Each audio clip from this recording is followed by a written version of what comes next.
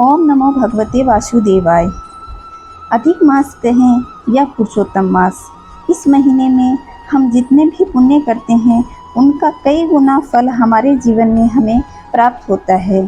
कोई लोग तो स्नान का नियम धारण करते हैं, कोई व्रत का नियम धारण करते हैं। 3 साल में 1 महीना पुरुषोत्तम मास का आता है।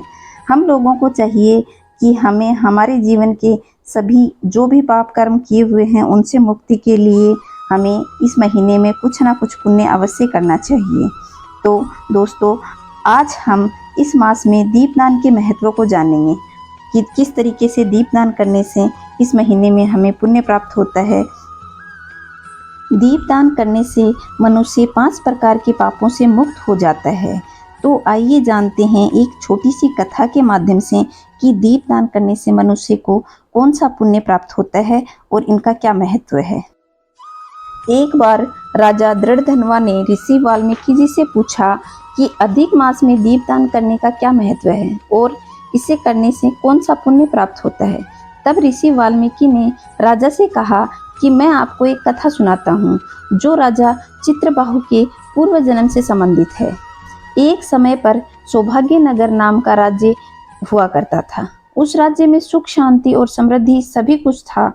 उस राजा का राजा चित्रबाहु नाम हुआ करता था, जो शरीर से जितना शक्तिशाली था, मन से उतना ही दयालु था, जिसे न सिर्फ धर्म का ज्ञान था बल्कि उसका अनुसरण भी करता था।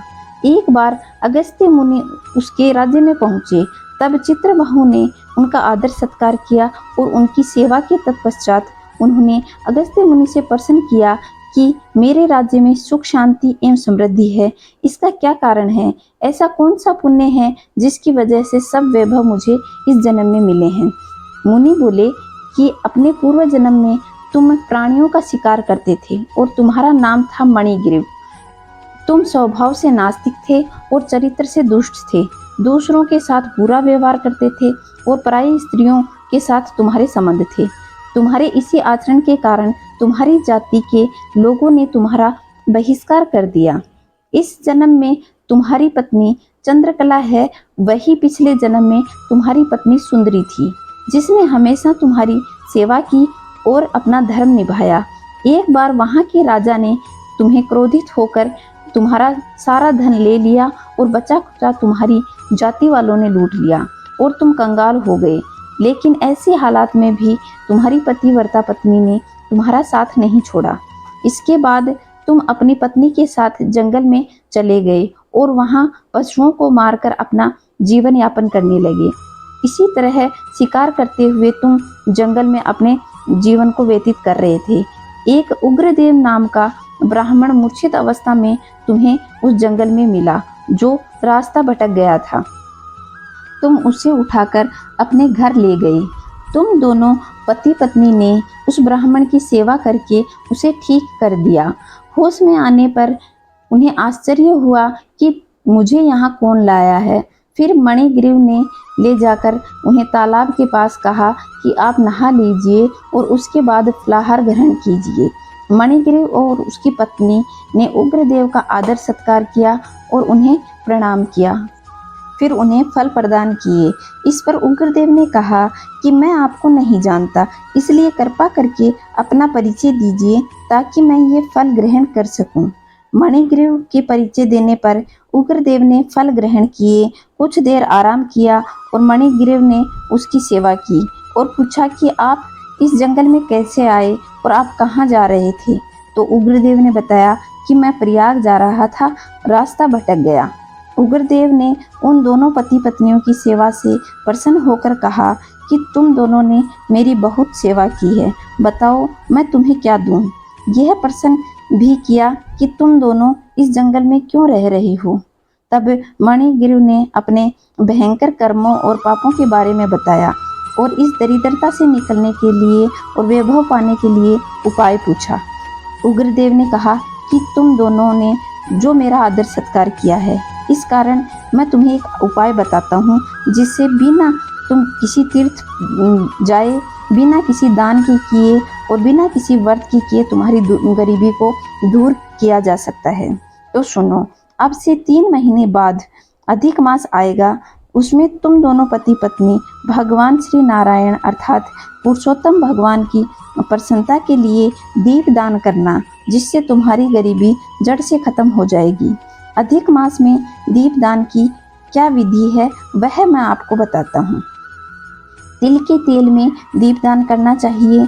अगर वह नहीं हो तो घी में भी दीपदान किया जाना चाहिए, लेकिन इस जंगल में तुम्हारे पास ये दोनों ही नहीं होंगे, इसलिए तुम महीना भर इंदुली का तेल निकालकर उससे दीपदान करना। हर रोज नहाने के बाद तुम दोनों पति पत्नी इस जंगल में दीपदान करना, जिससे तुम्हें लक्ष्मी की प्राप्ति होगी। जितने भी तरह के दान या तीर्थ स्थान या ज्ञान अथवा व्रत हैं, वे पुरुषोत्तम मास में किए गए दीपदान की 16वीं कला के बराबर भी नहीं है। इससे धन धान्य ऐश्वर्य पुत्र पौत्र समृद्धि प्राप्त होती है। यह निसंतान को संतान, राजा को राज्य, सौभाग्य तथा मनुष्य उसकी इच्छा अनुसार फल प्राप्त करता है। अगर किसी मनुष्य की विवाह में देरी हो रही है या किसी की पढ़ाई में कोई परेशानी आ रही है या कोई मोक्ष पाना चाहता है, उन सभी को यह उपाय करना चाहिए। इस तरह मुनि ने चित्रबाहु से कहा कि पिछले जन्म में तुमने और तुम्हारी पत्नी ने जो इंदुली तेल से पुरुषोत्तम मास में दीपदान किया था, इसी कारण तुम्हें यह समृद्ध राज्य प्राप्त हुआ है। अगर कोई संपूर्ण मास में अखंड दीपदान करता है या व्रत करता है तो उसके पुण्य की कल्पना भी नहीं की जा सकती। अब मैं आपको अधिक मास में दीपदान से क्या क्या लाभ प्राप्त होते हैं वह बताता हूँ। अधिक मास में किया हुआ दीपदान किसी भी तीर्थ स्थान में किए गए दान से ज़्यादा पुण्य प्रदान करता है। मल मास में दीपदान करने से धन धान्य ऐश्वर्य पुत्र पौत्र में समृद्धि प्राप्त होती है। पुरुषोत्तम मास में दीपदान करने से विवाह में हो रही देरी और पढ़ाई में आ रही परेशानी दूर होती है और इसे पाने में सफलता मिलती है। अधिक मास में दीपदान करने से मोक्ष की इच्छा रखने वाले को मोक्ष की प्राप्ति होती है। अधिक मास में महीना भर दीपदान करता है या अखंड दीपदान करता है, उसके पुण्य की तो कल्पना भी नहीं की जा सकती। तो इस तरीके से हमें अधिक मास में दीपदान करना चाहिए।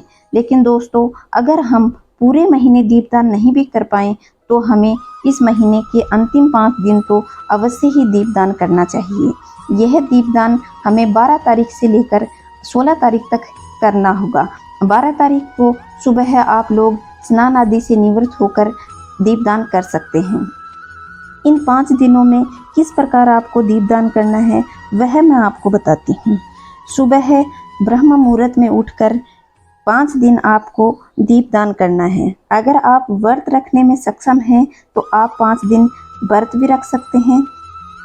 अगर व्रत नहीं रखा जाए तो आप 5 दिन दीपदान तो अवश्य ही करें। इन दीपदान के लिए आप नहा धोकर 5 दीपक लें और उन 5 दीपक में या तो तिल का तेल डाल सकते हैं। अगर तिल का तेल नहीं हो तो आप घी का दीपक जलाएं। अगर घी नहीं है तो भी जो उत्तम बन पड़े मनुष्य के पास हो, तेल सरसों का कुछ भी वह दीपक में ले सकता है, लेकिन दीपदान अवश्य करें। 5 दीपक ले और उन दीपक को आप घर के मंदिर में तुलसी जी के पास और केले के पौधे के पास, पीपल के वृक्ष के पास या घर के मुख्य दरवाजे पे कुएं बावड़ी के पास इन 5 दीपकों का दान करना चाहिए। हमें यह दीपक जलाने चाहिए। अगर मनुष्य इन 5 दिन में भी दीपदान नहीं कर सकता तो उसे अमावस्या के दिन तो दीपदान अवश्य ही करना चाहिए। और जो पूरे महीने में दीपदान का फल मिलता है वह अंतिम अमावस्या के दिन दीपदान करने से भी प्राप्त होता है। तो अमावस्या के दिन तो आपको दीपदान अवश्य ही करना चाहिए। अगर मनुष्य 5 दिन 5-5 दीपक का दान नहीं कर सकता तो वह सुबह शाम एक दीपक का भी दान कर सकता है। दोस्तों, मैंने आपको बताया कि मैं आपको सरल से सरल दीपदान की विधि बताऊंगी, तो आप लोगों को यह दीपदान की विधि समझ आई होगी। इसके बाद भगवान पुरुषोत्तम के किसी भी मंत्र का उच्चारण कर सकते हैं। हरे कृष्णा हरे कृष्णा हरे कृष्णा कृष्णा कृष्णा हरे हरे या ओम नमो भगवते वासुदेवाय का जाप करें। जो आपसे बन पड़े जाप करें और दीपदान अवश्य करें। आप लोगों को यह दीपदान की कहानी पसंद आई है तो इसे लाइक शेयर और सब्सक्राइब ज़रूर करें और कमेंट में भगवान श्री कृष्ण, श्री हरि, श्री विष्णु का कोई भी एक नाम अवश्य लिखें, जिससे मुझे इस चीज़ का मोटिवेशन मिलता रहेगा और आपके लिए अधिक से अधिक उत्तम प्रकार की कहानियाँ लेकर आती रहूँगी। जय श्री कृष्ण।